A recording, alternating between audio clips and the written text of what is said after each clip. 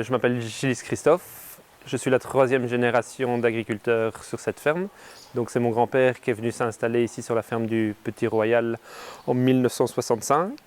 Donc personnellement, après des études de bio-ingénieur et avoir travaillé un petit peu à l'extérieur, je suis revenu travailler à la ferme avec mes parents.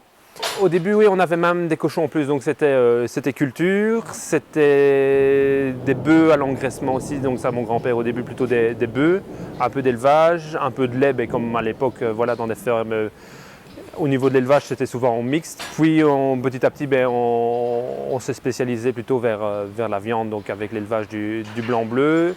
On a rajouté des cultures qu'on n'avait pas avant, donc maintenant on fait du froment. Cette année, on a testé le blé dur pour faire des pâtes. Donc il y a une volonté d'essayer de trouver un peu des nouvelles cultures à mettre en place et pour justement continuer à avoir une certaine rentabilité. Il y a la betterave, donc ça c'est pour le sucre, et également derrière ça il y a des coproduits qui sont les pulpes surpressées qui rentrent dans la ration du bétail. Il y a également des écumes de sucrerie, donc c'est un amendement calcaire qui permet de remonter le pH des sols, puisqu'au bout d'un certain temps de fertilisation, on a tendance à acidifier nos sols. L'intérêt de la chicorée, donc justement, c'est une culture qui peut avoir une bonne image à partir du moment où on produit donc de la fibre d'inuline qui peut servir comme probiotique dans l'alimentation. Ça permet une diversité des espèces, donc d'éviter parfois des problèmes de maladies. Donc si on répète tout le temps des céréales, on aura des maladies propres aux céréales qui vont s'installer. Par rapport aussi à la problématique des mauvaises herbes, le fait d'avoir des périodes de semis différentes, on a des espèces de mauvaises herbes différentes qui apparaissent ou d'autres qui ne sont pas présentes. Et donc ça permet de lutter et d'éviter un trop grand salissement des cultures. Il y a bien sûr la pomme de terre, qui devient la culture, qui est la culture la plus rentable au niveau des fermes. Maintenant, on ne sait pas revenir très régulièrement avec les pommes de terre parce qu'il y a un problème de repousse, il y a un problème de doryphore, il y a la problématique du mildiou qu'on entend beaucoup cette année. Donc, certaines années, on a un réchauffement, cette année, c'est du froid. Donc au final, on a une météo qui devient un peu bizarre, qui va un peu dans tous les sens. On a parfois une période de froid tardive au mois d'avril, mai.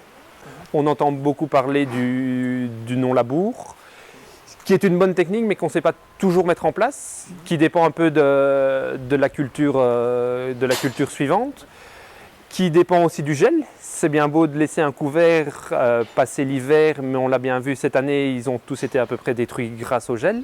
L'année d'avant, on n'avait eu pas de gel du tout, donc l'hiver 19-20. Donc à ce moment-là, on a dû recourir soit à une destruction mécanique, soit chimique, soit même parfois les deux.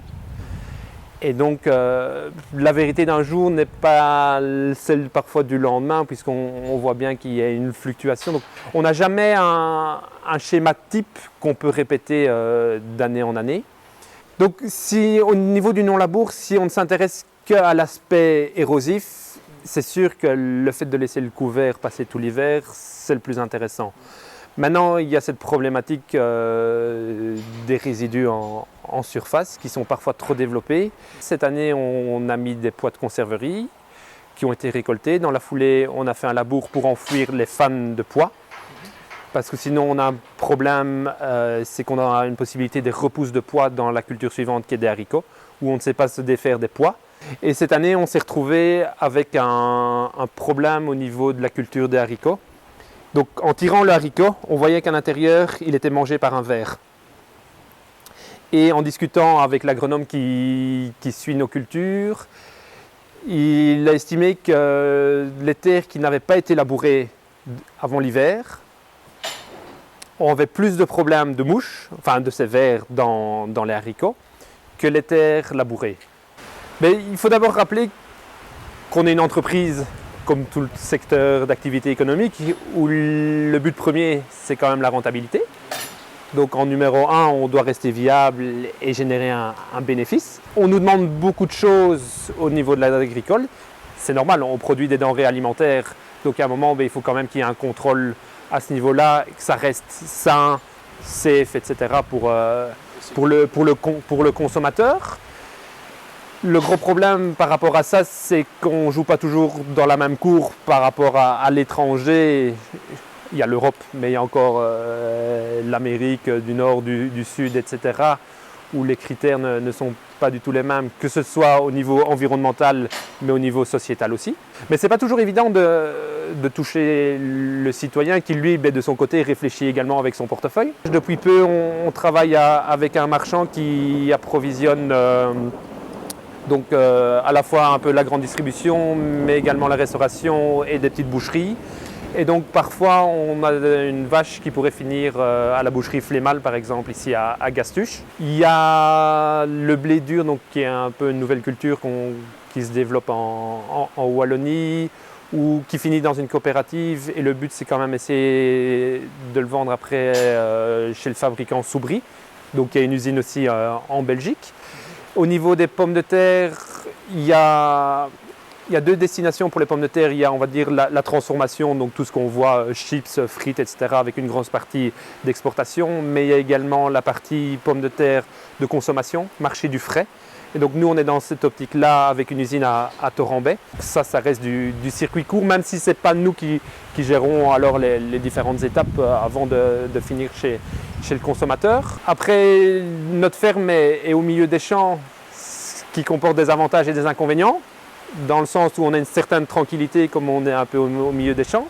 D'un autre côté, c'est plus difficile de toucher le consommateur parce qu'il aime bien la facilité dans ses déplacements.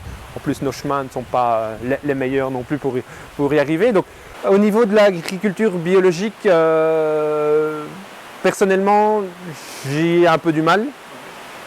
Maintenant, ça dépend. Il y a un gros problème au niveau de la population. Les gens, qu'est-ce qu'ils voient par le bio ? En gros, il faut distinguer le conventionnel raisonné, ce qu'on pratique. Donc ça veut dire, chaque année, on fait des analyses de sol. On a toute une série d'organismes qui tournent autour de nous, qui nous permettent de traiter, que ce soit fertilisation ou produits phytopharmaceutiques, au bon moment, avec les bonnes quantités, le moins souvent, le moins possible aussi, parce qu'il ne faut pas oublier que ces produits-là coûtent très cher. Que ce soit le conventionnel raisonné utilise le terme qui est utilisé dans la population pesticide, mais qui au final n'est pas le bon terme, qui est plutôt pour moi produits phytopharmaceutiques ou produits phytosanitaires, qui au final ont une origine chimique. Au niveau du bio, on utilise également ces produits-là, mais ils ont une origine naturelle. Donc parfois, la différence entre les deux est un peu ténue. Et alors, il y a le 100% naturel, on va dire, qui n'utilise rien du tout. Et donc, il y a parfois une ambiguïté au niveau des gens par rapport à ça. Après, tout est intéressant parce qu'il y a des choses qu'on peut ressortir du bio par rapport au désherbage mécanique. Eux utilisent un peu plus de cultures associées. Donc ça veut dire par exemple mettre une céréale, une légumineuse ensemble pour réduire la fertilisation azotée. On ne peut pas dire il y en a un qui est mal, il y en a un qui est bien, etc. Il y a place pour tout le monde. Il y a place pour tout le monde, il y a des consommateurs pour tout. Et on a besoin, donc on a besoin un peu tout le monde. Mais par rapport à la taille de l'exploitation, à tout ce qu'on a à faire, etc., ce serait difficile de la convertir en bio, vu la main-d'œuvre nécessaire derrière, ou bien il faut faire appel à une main-d'œuvre pour aller à la rasette. Généralement, les maladies apparaissent parce qu'il y a un problème de quantité, donc c'est sur des grandes parcelles. Au plus la parcelle est grande, au plus on a ces problèmes-là. Donc même les gens chez eux, sur des mini-parcelles, etc., on voit bien que cette année, il y aura un gros problème. On ne peut pas mettre en place non plus toutes les techniques qui viennent de partout en Belgique parce que nos conditions à la fois de sol sont différentes. Donc on ne peut pas demander à un cultivateur de grès d'oiseau de travailler de la même manière de quelqu'un qui est à Tournai ou de quelqu'un qui est dans le Condro. Les anciens ont déjà travaillé depuis tellement longtemps, l'agriculture existe depuis tellement longtemps que on ne peut pas révolutionner tout. Ou certains qui ont voulu révolutionner, au final, ils se sont plantés et on refait marche arrière. La volonté de recherche permanente ou de découverte est vraiment un des aspects les plus intéressants au niveau du métier. Ou sinon, le reste, c'est de la routine. Oui, je sème mon froment, oui, je récolte mon froment, etc. Et au final, c'est métro, boulot, dodo comme les gens d'autres personnes. Donc non, ici, il y a quand même essayer de de rester à la pointe, de découvrir des choses et de mettre des choses en place. Et après, ça reste vraiment comment voir que ça a un impact positif ou négatif aussi, puisqu'il faudrait alors à ce moment-là scinder la parcelle en deux, faire deux techniques différentes au sein de la même parcelle, pouvoir les séparer au moment de la récolte et au moment soit de l'analyse et autres. Et donc, on n'a pas toujours, nous, en tant qu'agriculteurs, seuls cette capacité-là. C'est pour ça qu'au final, il y a des centres de recherche, etc., qui sont là, et heureusement qui sont là pour nous aider. Et donc voilà, il faut parfois les écouter, parfois pas trop les écouter.